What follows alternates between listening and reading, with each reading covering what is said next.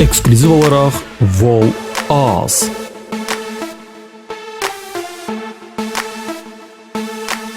Studiya Yusif Əhmədli təqdim edir.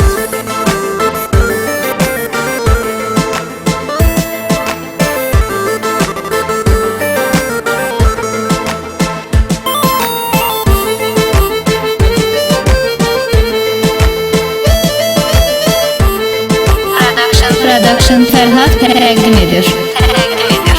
Qəlbimi qırdın, qədrimi bilmədin. Tək səni sevdim, sənsə sevmədin. Ağladım hər gecə, sənsə gəlmədin. Səni kimi vəfasız insan görmədim. Səni kimi vəfasız insan görmədim.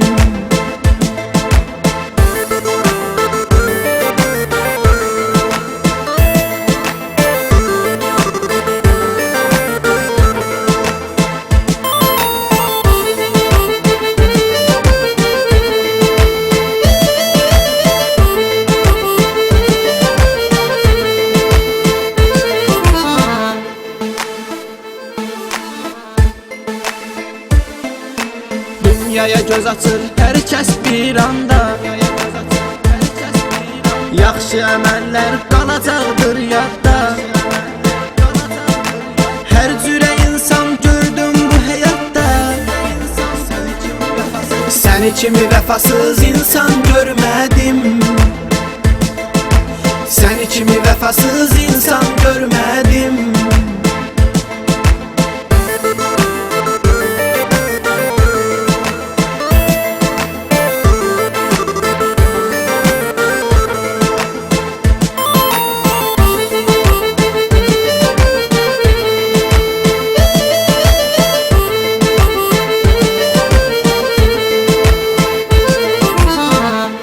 Ekskluziv olaraq Vol Az.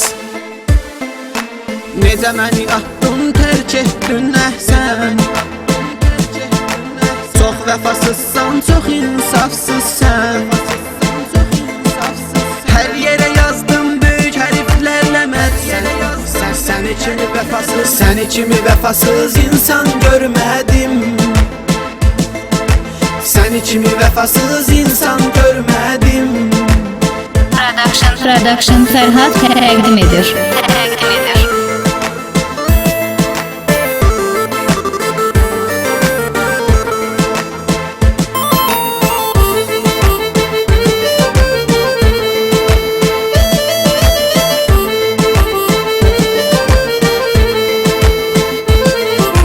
Studiya Yusif Əhmədli təqdim edir.